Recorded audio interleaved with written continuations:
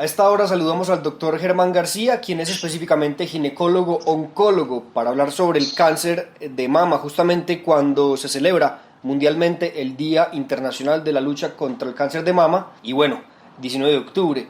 ¿Cómo está, doctor García? Gracias por atendernos en 360 Radio, sea usted muy bienvenido. Gracias por la invitación, es un gusto.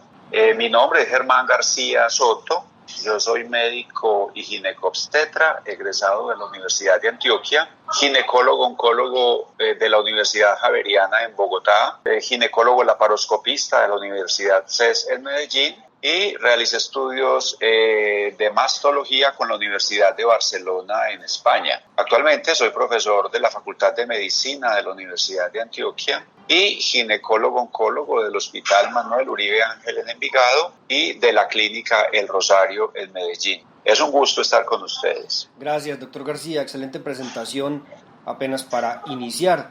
Y bueno, quisiéramos que definiera con precisión qué es el cáncer de mama y qué tipos existen. Esto para ilustrar a la audiencia y a los posteriores lectores, doctor García. Bueno, el cáncer de mama básicamente son dos grandes grupos desde el punto de vista histológico, el carcinoma ductal y el carcinoma lobulillar, aunque hay muchos otros tipos, sarcomas, metaplásicos, etcétera, pero podríamos decir que más del 90% están representados en el ductal y en el lobulillar. El cáncer de la mama, como el cáncer en cualquier parte del cuerpo, es una proliferación descontrolada de las células de ese órgano que tiene la capacidad de hacer metástasis o migrar a otros órganos, que es básicamente lo que ocasiona la muerte de los pacientes. Las metástasis en cáncer de mama, su blanco preferido es el hueso, también tienen afinidad por el pulmón, por el hígado, por el cerebro. Y entonces esta proliferación descontrolada de células que salen del control normal del organismo con esa capacidad de hacer metástasis es lo que conocemos como el cáncer de la mama. Así es, doctor García. Según datos de la Organización Mundial de la Salud, OMS, el cáncer de mama representa el 16% de todos los cánceres en pacientes femeninos y desde hace un año parece ir en incremento en cuanto a las estadísticas se refiere. Se estima que 1 de cada 8 mujeres tendrá cáncer de mama a lo largo de su vida y esta es la razón principal de por qué las mujeres deben realizarse una evaluación regularmente en sus senos. Doctor García, ¿cómo conceptúa usted acerca de esto y pues de la prevención de este tipo de cáncer? Es así, hace unos 10 años se estimaba que al año había 1 millón de casos en todo el mundo.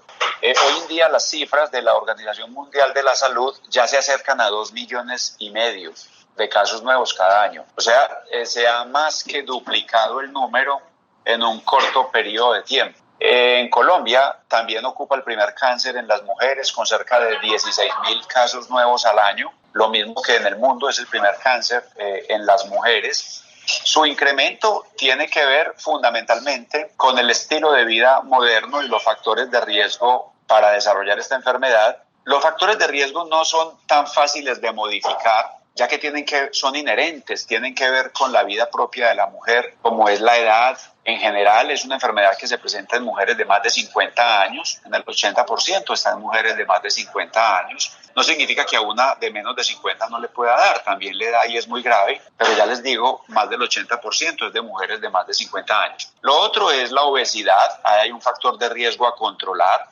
practicar deporte disminuye el riesgo, evitar el consumo del alcohol, pero otros factores inherentes como tener o no tener hijos. Se sabe que la mujer que no tiene hijos tiene más riesgo, pero no podemos decirle a las mujeres que tengan hijos como una estrategia de prevención, porque tener hijos es una decisión muy importante. Otros dos factores que no podemos modificar son la edad a la que tuvo el primer periodo, la edad de la menarca, y la edad de la menopausia, el último periodo. Mientras más temprana la menarca y más tardía la menopausia, también es un mayor riesgo, pero son dos factores básicamente que no se pueden controlar para prevenir la enfermedad. Entonces, por eso, considerando estos factores que explican por qué se incrementa la frecuencia con el pasar de los años, también tenemos que decir que prevenir la enfermedad como tal, hacer campañas de prevención no es tan sencillo. Podemos hacer campañas de diagnóstico temprano, diagnóstico precoz, pero la prevención como tal, teniendo en cuenta cuáles son los factores de riesgo, es bien difícil de lograrla, básicamente. Así es, doctor. Y bueno, en particular, ¿cómo usted trabaja para prevenir este tipo de cáncer desde que se pueda? Bien, el cáncer de mama hereditario representa un porcentaje muy bajo, menos del 10%. Es decir, si tú tomas 100 mujeres con cáncer de mama, en menos de 10 vas a encontrar un factor de herencia. El 90% o más son casos esporádicos asociados a los factores de riesgo que les digo. No haber tenido hijos, la obesidad, etcétera. Sí. Entonces la herencia, y cuando uno lo identifica, porque son familias en las que muchas parientes, muchas mujeres, su hermana, su madre, su abuela, etcétera, han sufrido la enfermedad, eso enciende las alarmas sobre un riesgo hereditario que, como ya te digo, explica menos del 10% de los casos. Sí. Y en ese tipo de pacientes se justifica el estudio genético. El más importante tiene que ver con buscar las mutaciones en los genes que llamamos BRCA1 y BRCA2. Si este estudio resulta positivo, es decir, que se tiene la mutación, vale la pena resaltar que estos genes todos los seres humanos los tenemos y los tenemos buenos. Son genes supresores de tumores que nos protegen de desarrollar cánceres. Pero cuando se tiene la mutación y se reconoce esas familias donde se presenta con mucha frecuencia, se hace el estudio genético y si se detecta la mutación, que repito, es menos del 10% de las pacientes, entonces se justifican medidas preventivas o profilácticas, como quitar las mamas. La mastectomía profiláctica es una decisión difícil, pero hay que discutirla, y también quitar los ovarios, la ovorectomía profiláctica, cuando la paciente también lo acepta, sobre todo lo de los ovarios para mujeres de más de 35 o 40 años, y lo de la mastectomía sí se puede hacer en edades más tempranas. Doctor, entonces usted está hablando aquí de cómo tratar al paciente y qué tratamientos existen para dichas pacientes. Entonces, como en el 90% o más de los casos tenemos eventos esporádicos, no hereditarios, el tratamiento general para estas pacientes consiste en lo que llamamos en medicina los pilares del tratamiento. Obviamente cada paciente hay que individualizarla, todo depende de muchos factores, del tamaño del tumor, de la edad de la paciente, de la afectación de ganglios o no, etcétera, etcétera. Hay que individualizar cada paciente. Pero los pilares, ¿cuáles son? Una cirugía, que puede ser quitar toda la mama o solo el pedacito que está enfermo, esto lo llamamos una cuadrantectomía. Esto en cuanto a la mama. En cuanto a la axila, puede ser quitar todos los ganglios de la axila, un vaciamiento axilar, o identificar el primer ganglio que drena a ese órgano, se llama ganglio centinela. Entonces, desde el punto de vista quirúrgico tenemos vaciamiento axilar y ganglio centinela en la axila, y en la mama cuadrantectomía o mastectomía. Si se hace mastectomía, se debe considerar la reconstrucción por un cirujano plástico en forma inmediata para evitar pues el impacto psicológico de la mutilación. Esto desde el punto de vista quirúrgico. Por el otro lado está la quimioterapia.